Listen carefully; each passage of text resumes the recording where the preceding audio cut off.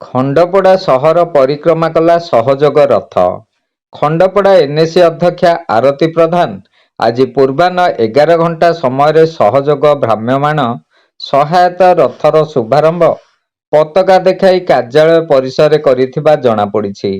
ଏହି ରଥ ଖଣ୍ଡପଡ଼ା ସହରର 13 ଗୋଟି ୱାର୍ଡ ବୁଲି ସରକାରଙ୍କ 13ଟି ଯୋଜନାର ସୂଚନା ପ୍ରଦାନ କରିବ।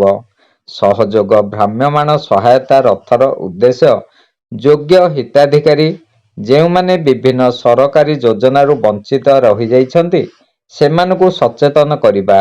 ଏହି ହିତାଧିକାରୀମାନେ ସହଯୋଗ ପୋର୍ଟାଲ ମାଧ୍ୟମରେ ନିଜକୁ ଯୋଡ଼ି ସମସ୍ତ ଯୋଗ୍ୟ ଯୋଜନାର ଲାଭ ପାଇପାରିବେ।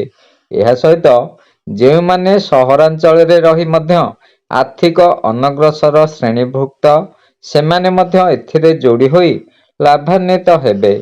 ପ୍ରଧାନମନ୍ତ୍ରୀ ଆବାସ ସହରାଞ୍ଚଳ, ରାସନ କାର୍ଡ, ଇ ଶ୍ରମ କାର୍ଡ, ସୁଭଦ୍ରା ଯୋଜନା, ସୁକନ୍ୟା ସମୃଦ୍ଧି ଯୋଜନା, ପିଏମ୍ ସୁରକ୍ଷା ବୀମା ଯୋଜନା, ପାଇପ୍ ଯୋଗେ ପାନୀୟ ଜଳ ଯୋଗାଣ, ପିଡବ୍ଲ୍ୟୁଡି ପରିଚୟ ପତ୍ର, ଯୋଗ୍ୟ ହିତାଧିକାରୀ ଏହି ସବୁ ଯୋଜନାର ଲାଭ ପାଇପାରିବେ।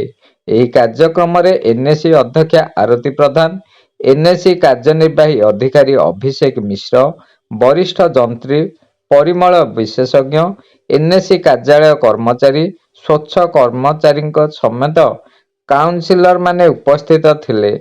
ପ୍ରଭାତ ପ୍ରସାଦଙ୍କ ରିପୋର୍ଟ, ଖଣ୍ଡପଡ଼ା ବାର୍ତ୍ତା।